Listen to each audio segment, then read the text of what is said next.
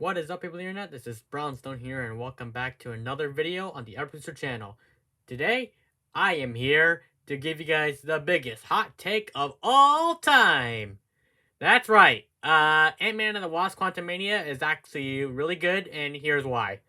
Yeah, so it's no surprise that this movie has garnered quite the backlash. Not as loud as Thor: Love and Thunder, though a little bit to an extent, because people were actually apologizing to Taika Waititi and Thor: Love and Thunder.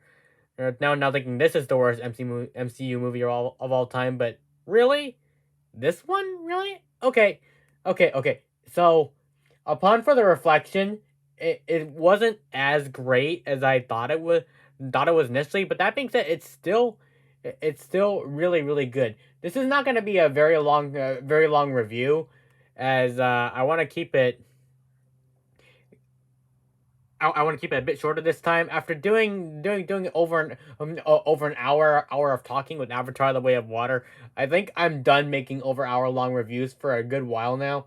So let's just try and get this out brief, and then I will explain why I think the true reason why I think this movie is getting backlash. And spoiler alert, it doesn't have to do with the quality of the movie, which you'll soon see. So, by this point, the movie's been out in theaters for a while, so I'm not going. I'm not going to recap the plot of the plot of the movie. I'm just going to say what I liked, what I didn't like, and my overall score and stuff. Yeah, a simple review, not a long one. So I haven't watched the previous Ant-Man films. Yeah, going into the third movie without watching the prior installments, I must have been lost, right? Well, not really. I was mainly going into the movie to see Jonathan Majors as Kang the Conqueror, considering everybody was hyping up that. And yeah, Jonathan Majors is awesome as Kang, but there are other aspects of the movie that I really like. In particular, I really like the character of Cassandra Lang, or Cassie. Let's see. I just really like her character. Now, yeah, I'm pretty sure a lot of people are groaning that her character was portrayed as the activist type, know-it-all teenager, that sort of thing. But honestly, I was 100% in agreement with their statements there, because really because really the Avengers, they aren't around anymore. And with Ant-Man and being a former Avenger, it is his responsibility to protect, like, the innocents, especially after the blip. We learned that tons of people have been displaced during the blip, and so what Cassie did that landed her in jail was that she was attempting to stop police from moving a homeless community or something, and she used pim particles to shrink shrink a cop car. That was actually pretty funny. I forgot pim particles could do that, but I guess that's what you get for not watching the previous films. Frankly, the first time I've ever heard of pim particles was Avengers Endgame. Don't judge me. And I also love, uh, and I also love that Cassie gets a lot more to do here than America Chavez does in Doctor Strange and the Multiverse of Madness. Now, I will say that my review of Multiverse of Madness, the three part review, Thor: Love and Thunder, Lightyear, and Doctor Strange and the Multiverse of Madness, is a bit inaccurate now, because I do acknowledge now the complaint that America's development was half baked. Because after seeing this, Cassie gets a lot more to do here, like a lot. Instead of just punching Scarlet Witch in a very short fight scene like America did and stuff, Cassie kind of gets a central role in this film. She gets to be the leader, sort of, and she gets to rally all the citizens to battle against Kang and stuff, which is probably the best scene in the entire movie. Come on, you know it's true.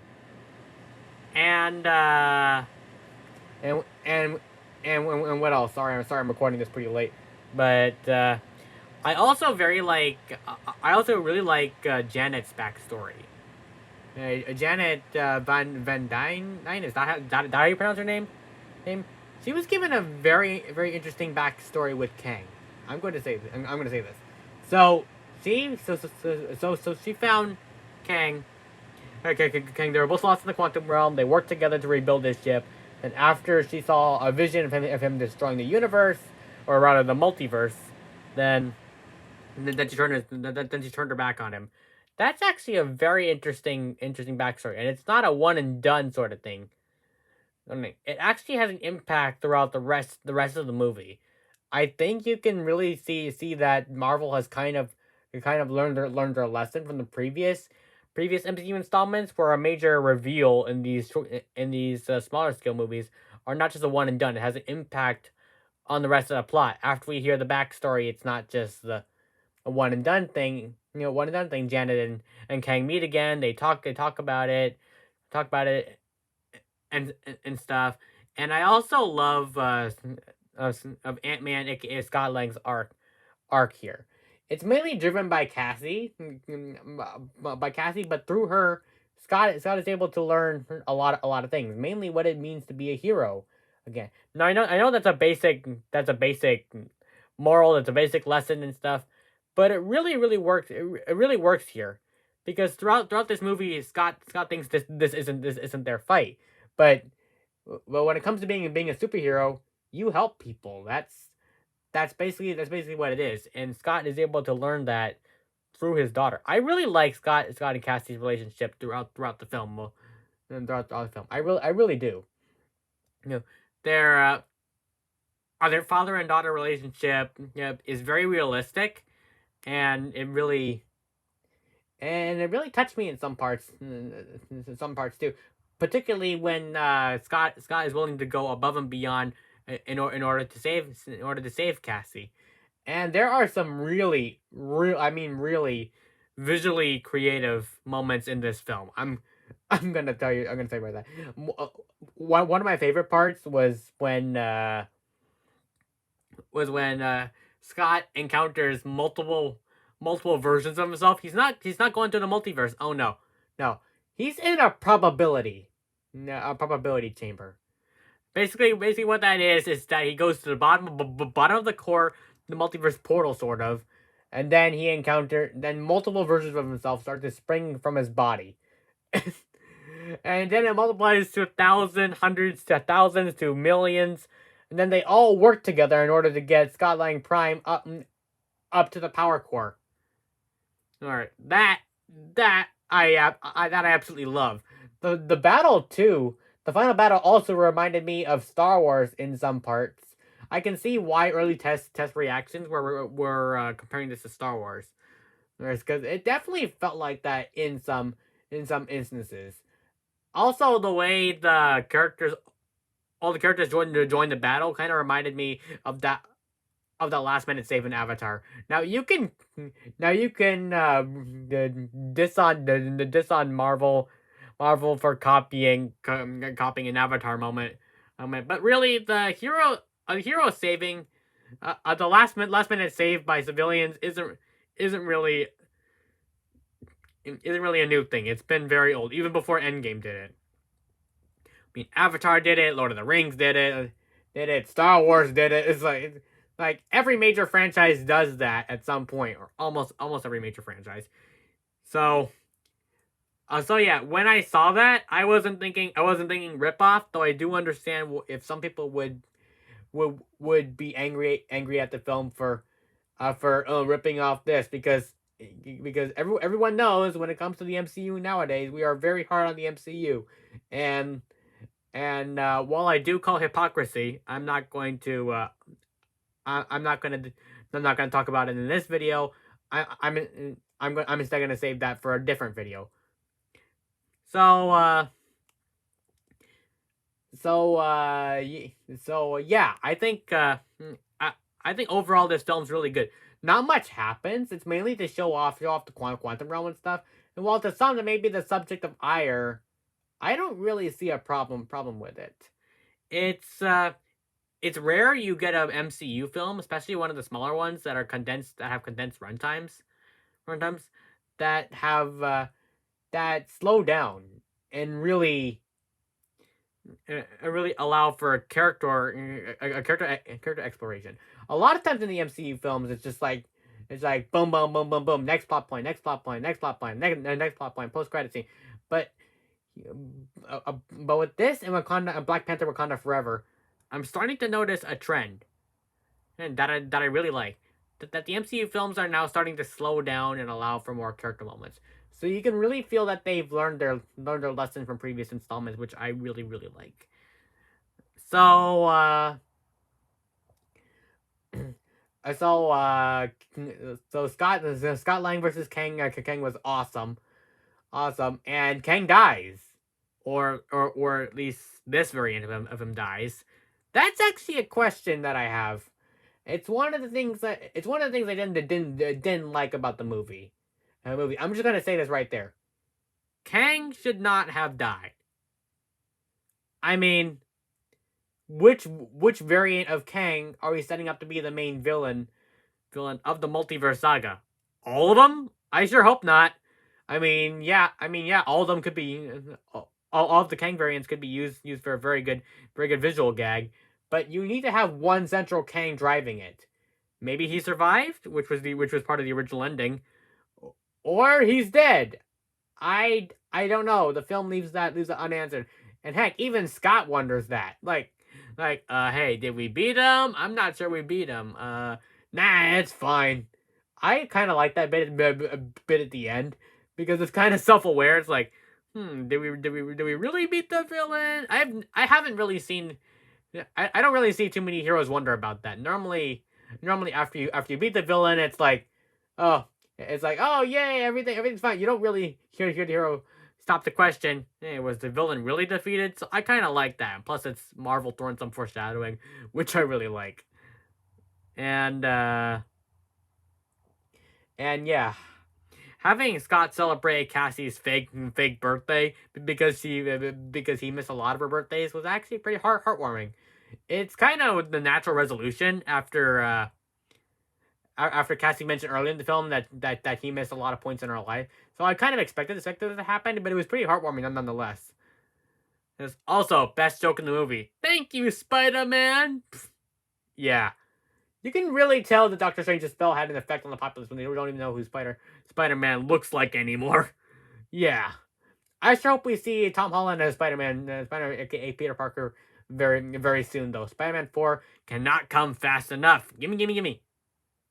Now, overall, while the film isn't amazing, I think it's pretty great. Hey, for what it is. Yes, with when I go to see a movie, I don't expect I don't expect things that I don't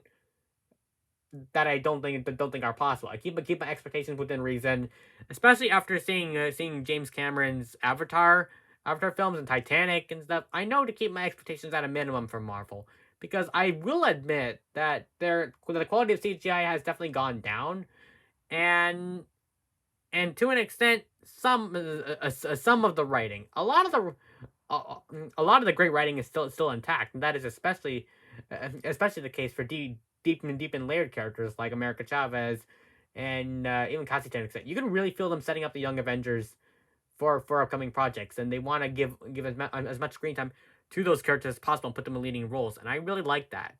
It endears you to these characters and makes you want to follow them. And oftentimes they come out as the highlight, which that definitely is for me. Just as America Chavez was the highlight of Doctor Strange in the Multiverse of Madness, Cassie is definitely the highlight of Ant-Man and the Wasp: Quantumania. So I think this film is really good, and I hate seeing it absolutely bombarded with negative reviews and poor box office returns, because I think this film deserves so much more. Yeah, Marvel was very shady with their CGI and stuff, and I even heard that they took their best CGI artists and diverted them to Wakanda Forever and just left Quantumania to die, which I really hate. But but the CGI isn't really that bad. I mean, from the way people were describing it, I expected a lot worse. But while the green screen could be improved on a bit, yeah, I honestly didn't mind it. I really didn't. So, so now that you know why, now that you know why you should see Ant-Man and the Wasp: Quantumania and why it's great. Okay, why do I think it's garnered a negative reception?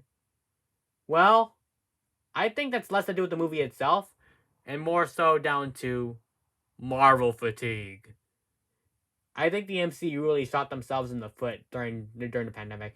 Now, I'm a very staunch defender of the modern MCU movies. You guys know that. I will defend anything modern that comes out with if it's good. I've not seen too many bad products from them in recent years. But I'm going to admit that they really shot themselves in the foot during the pandemic. They released so much content on Disney Plus that MCU projects don't feel like events anymore. They just feel generic. I think that's part of the reason why this film's garnered so much backlash. It's good. It's really good, but people are just sick of the MCU, and that's Marvel's own fault. I'm gonna say that now. I used to think it was the fault of the fans for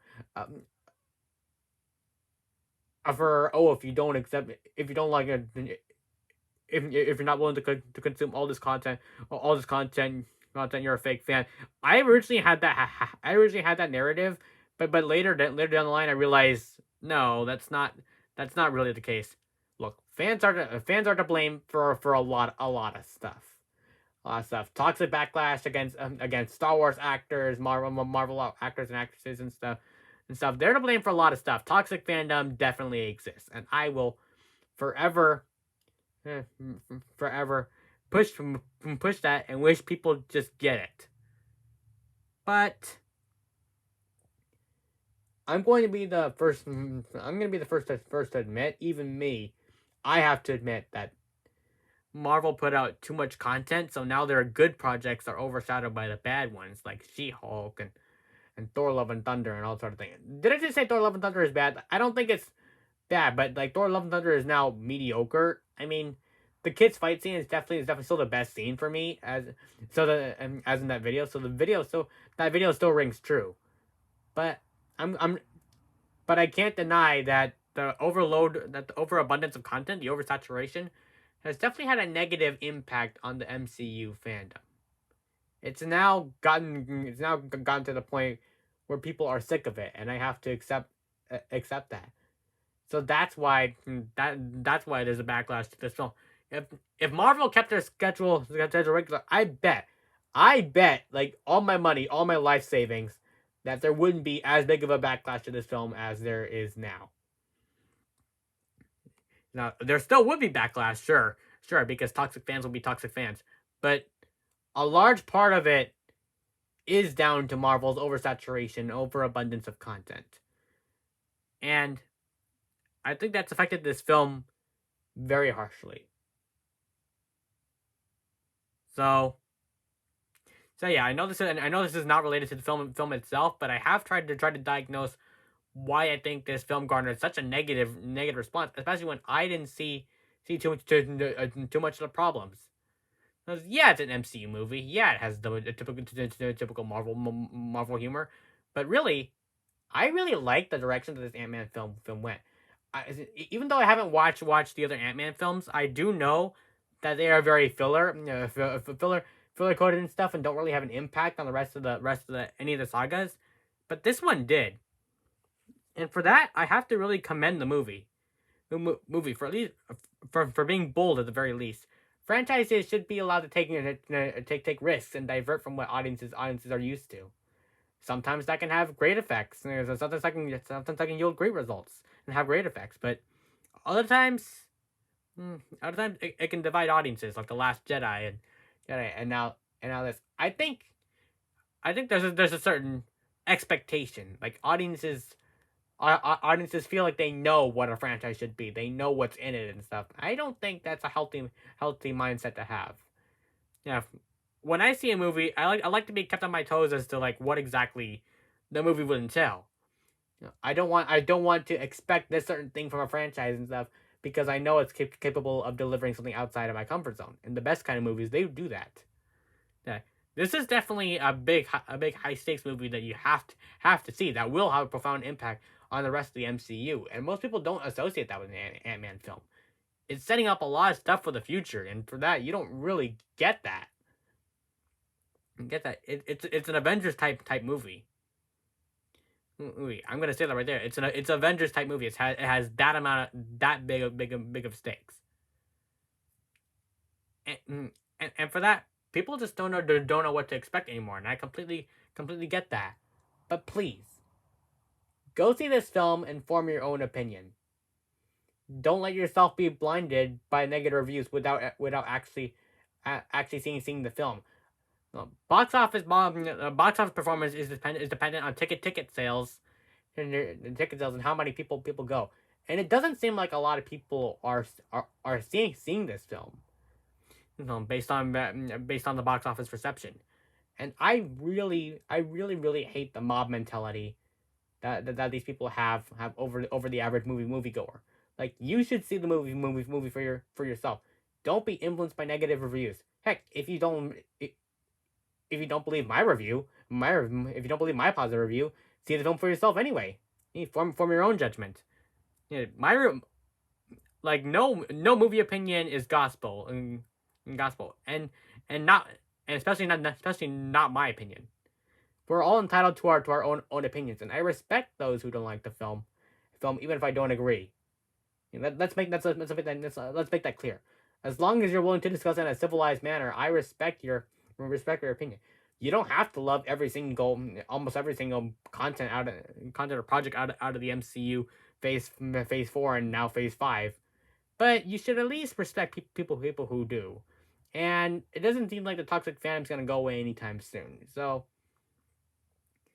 yeah, I guess gotta live with that. But as for me, I'm gonna give this film, Ant-Man and the Wasp: Quantumania, an 8.75 out of 10. Yeah, yeah, that was the rating that immediately came to me. So yeah, I hope that's a fair enough rating. I'm trying to be fair. Here, I don't want to give 10 out of 10s to every single movie, or 9 out of 10s to every single movie, especially when I've now seen what real 10 out of 10s look like. Like Avatar, The Way of Water, Titanic. Those are real 10 out of 10s. Zack Snyder's Justice League, easy 10 out of 10. So I do have to be more sparing with my 10 out of 10s, and I'll keep that in mind going forward with these reviews. So yeah, 8.75 out of 10 seems like the most fair rating. Go see it; you will not regret it.